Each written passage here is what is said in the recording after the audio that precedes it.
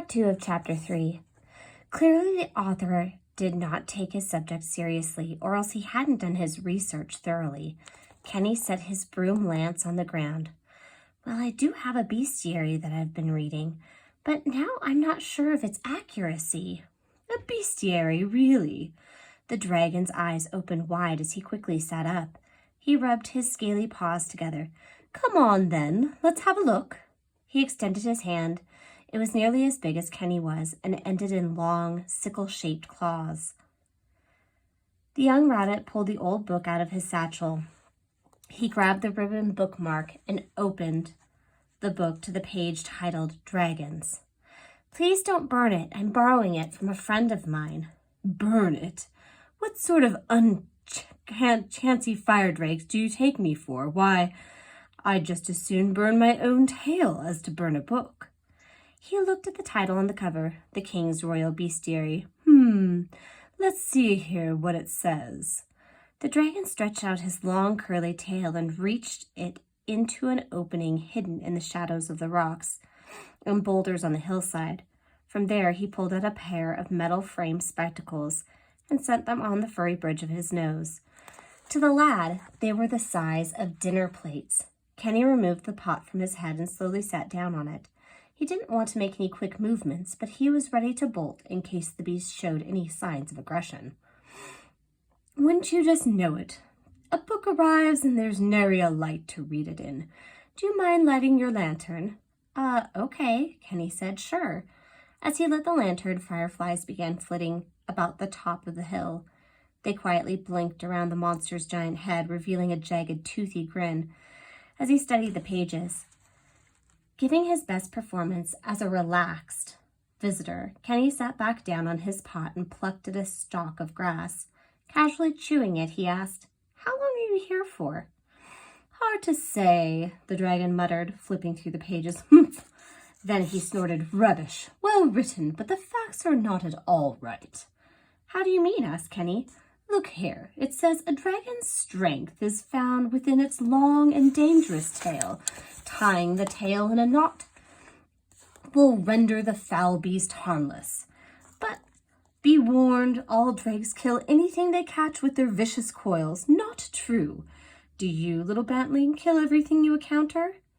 Why, no, Kenny replied. He was wishing that the pot was on his head after all, and he gripped his garbage can lid shield tightly. Exactly, said the dragon.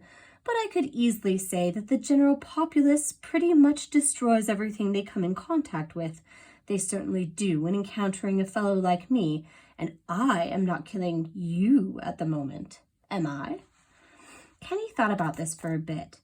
Was it some sort of trick? His heart was beating fast, and he was ready to take off, leaving everything behind.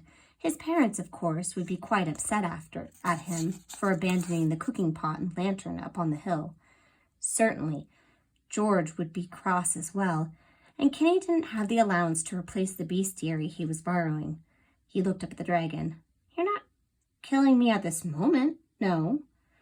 Nor do I intend to. The truth of the matter is, I've never killed anything in my life, the dragon said, as he closed the book and eyed Kenny. That was the frustration many years ago with other dragons. They were so earnest, you know, burning down castles, fighting knights, and eating bezund princesses. That was never my cup of tea. I'm more of what you call a Renaissance fellow. I like to see the world and savor it, not destroy us. So instead of burning down a castle, I would admire its architecture. Instead of firing a knight, I'd challenge him to a good game of chess, and I'd never eat a princess. Instead, I'd create a wonderful flower arrangement for her, to match the silk drapes in her palace, of course. Really? Kenny said.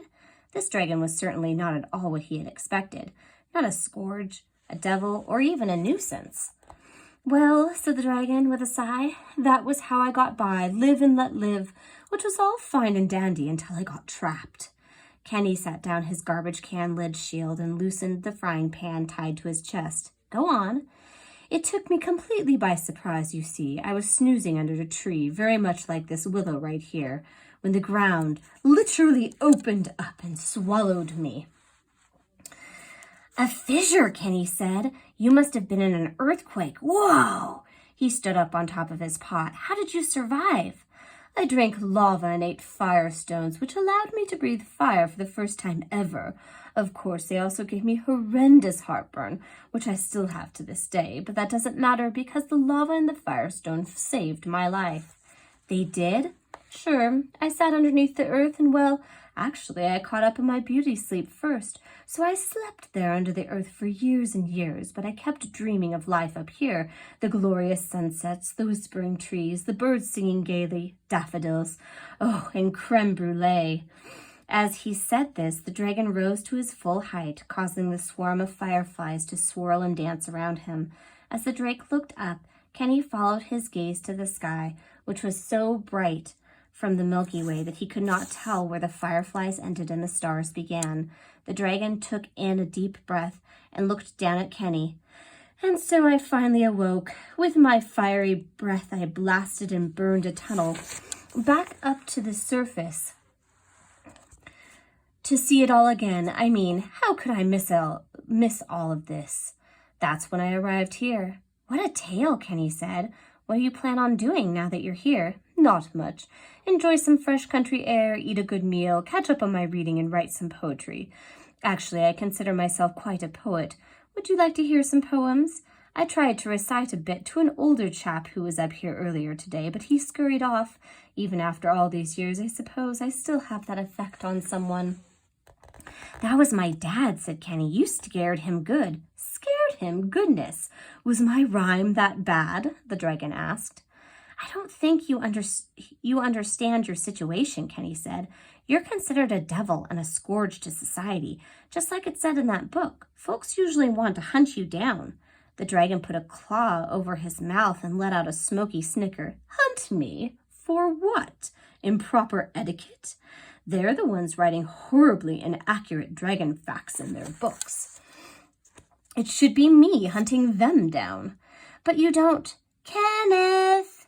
The call rang out across the pasture from the direction of the farm. That's my mom. I gotta go, or they'll be worried. Besides, I gotta get ready for bed, Kenny said as he grabbed his lantern. Can I get my book back, dragon? Graham, the dragon replied. My name is Graham, just like the cracker, except an E at the end, and it was great chatting with you, Kenny. Well, Kenneth, but everybody calls me Kenny.